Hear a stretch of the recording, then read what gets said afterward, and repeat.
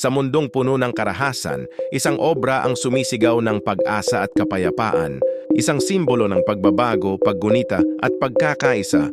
Ito ang Knife Angel. Ang Knife Angel ay isang 27 talampakang taas na eskultura na gawa sa higit 100 kutsilyo. Karamihan dito ay ginamit sa krimen, kabilang na ang mga ginamit sa pananaksak. Ang likhang sining na ito ay gawa ng British artist na si Alfie Bradley sa ilalim ng proyekto ng British Ironworks Center. Layunin nitong ipakita ang realidad ng knife, crime sa United Kingdom at hikayatin ang pagbabago sa lipunan.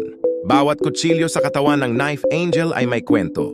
Marami rito ay mula sa mga kampanyang Knife Amnesty, kung saan voluntaryong isinuko ng publiko ang kanilang mga patalim. Ilan sa mga ito, may nakaukit pang pangalan ng mga biktima paalala ng mga buhay na nawala. Sa kabila ng kabigatang dala ng mga patalim, ang Knife Angel ay nakatungo tila nananalangin. Isang anghel na hindi upang magligtas, kundi upang magpaalala at magmulat. Mula 2018, ang Knife Angel ay ipinapasyal sa iba't ibang lungsod sa UK bilang bahagi ng kampanya laban sa karahasan. Tuwing ito'y bumibisita, may mga programa sa edukasyon, outreach sa kabataan, at dialogo sa mga komunidad. Sa panahon ngayon kung saan madaling gumamit ng dahas, ang Knife Angel ay isang paalala na may mas makapangyarihang sandata kaysa kutsilyo. Ito ay pag-unawa, pag-asa, at pagmamahal sa kapwa. Hindi lang ito isang estatwa. Isa itong panawagan.